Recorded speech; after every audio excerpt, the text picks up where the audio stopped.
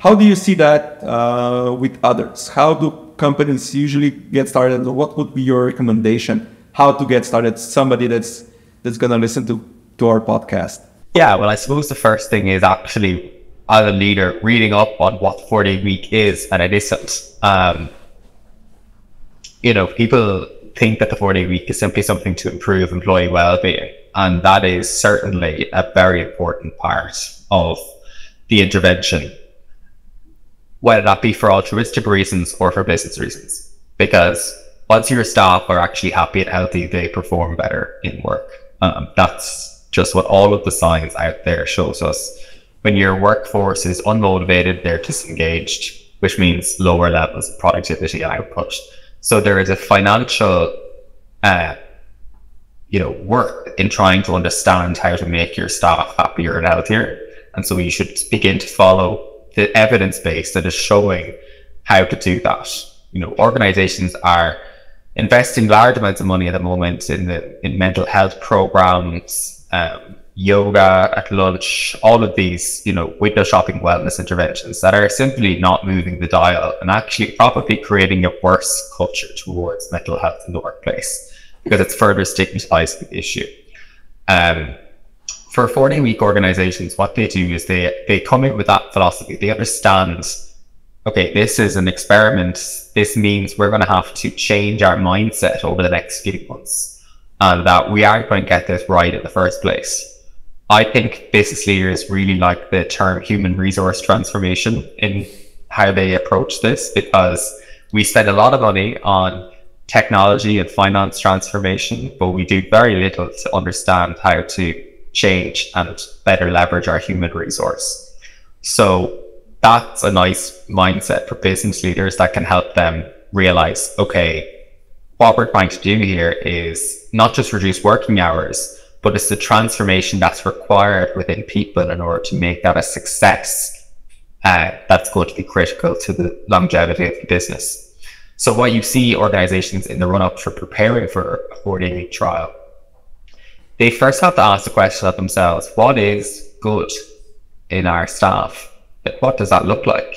And they often are very poor at being able to define that, particularly in roles where maybe KPIs haven't been as clear. It's hard to quantify output to the same level as a sales team or something like that.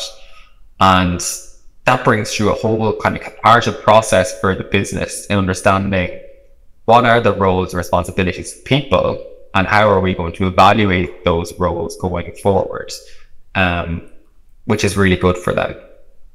Then they actually embark on understanding, well, this is what these people need to do. How are they currently performing within the system? What changes can we make within the work week and within our processes and our technology and our culture to necessitate them being able to achieve these key KPIs only, while also reducing their working hours successfully? Now, that's where you see organizations doing quick wins, like reducing meeting times or getting rid of meetings as much as possible, one of the biggest hijackers of our time. Using technology as a way to actually minimize disruption of work, as opposed to what it currently does is create more work for us in many instances. Being much more deliberate about communication and decision making. So actually, no meetings about meetings about meetings. Let's have a meeting. Let's have all the information ready. Let's make a decision, as quick as possible. And ultimately, then, by the Thursday, the individual in their workplace should have had sufficient time to do their individual tasks by themselves, but also to do the team tasks that maybe they're part of as well. So the work week is restructured in a way for the calendar to block out time where they have deep individual flow work and then time allocated for teamwork as well. So you're able to create a bit more stability in the work week, across the pilot. Organizations typically go through, like any change intervention, the initial high, this is amazing, we're all going to be working less, to, oh God, what have we got ourselves into? And that's a really important phase for them to be in, is actually realizing the significant amount of change that needs to be required in order to make this work. and getting the collective buy-in of everyone, not just management, to try and understand those and resolve those systemic, cultural and process-based issues that are currently impeding people from working less. So you get this kind of not just people working on their own work, but actually people working towards making the organization a better place as well.